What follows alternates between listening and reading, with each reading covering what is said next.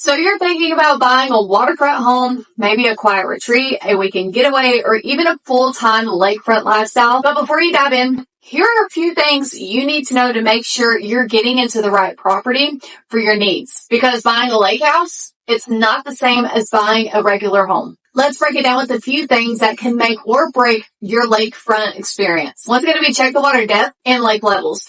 Not all lakefront properties have the same water deepness.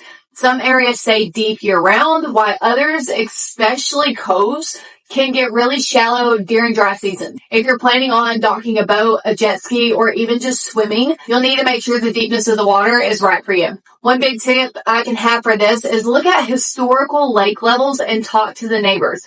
They'll give you the real story on how the water fluctuates over time there. Next is to understand the shoreline and erosion control. Erosion is a big deal for lakefront homes, especially on open water lots. The constant movement of water can actually wear down the shoreline over time. So just ask yourself, does the property have a natural shoreline? Does it have a retaining wall or a bulkhead? Will you need to install erosion control measurements down the road? But also, how does the wind and wave action affect the shoreline? Next, I want you to verify dock and boathouse regulations. Just because you own waterfront land does not mean you can automatically build a dock. Some areas have strict HOA or county rules about what's allowed. So before you buy, check with your local water authority like Tarrant Regional Water District or HOA to confirm, 1, can you build a dock? 2, what size and design are you allowed? 3, if there's already a dock, is it structurally sound? This step alone could save you thousands of dollars and a major headache. Next, I want you to inspect for flood risk and insurance costs. Living on the water comes with flood risk. Some lakefront properties sit higher, but others are prone to flooding during the heavy rains. And here's what you can do with that. Check FEMA flood maps to see if the property is in a flood zone. Ask about flood insurance costs. Even if it's not required, it may be a smart investment. And look for past flood damages, things like water stains on the docks, retaining walls, or even the home itself.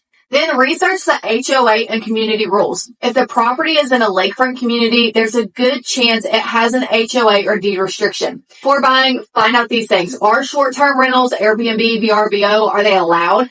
Are there restrictions on building, fencing, landscaping? Does the HOA maintain community amenities like the boat ramps or docks?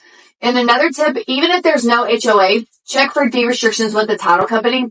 They can still limit what you can and cannot do with your property. And then evaluate the accessibility and road conditions. Not all lakefront properties they don't have easy access. Some are on private roads that aren't well maintained, which can be a problem in bad weather for sure. Just ask yourself, is the road paved and maintained year round? How far is the nearest grocery store, hospitals, or even gas stations? And if you don't have a dock, where is the closest boat ramp? Another tip for you on this is drive to the property at different times of the day to see what the roads are like when it rains, at night, or on busy weekends. And consider utilities and internet availability.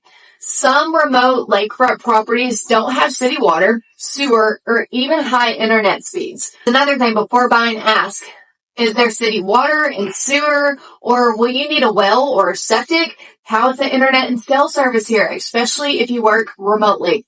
Are utilities like propane or electricity readily available? Another tip for you is just, if the home has well water, get it tested to make sure it's safe and reliable. Because buying a lake house is exciting, but it's not like buying a regular home. There's some things you need to look out for and ask. And by checking these 7 things, you'll avoid major surprises and make sure you're making a smart investment.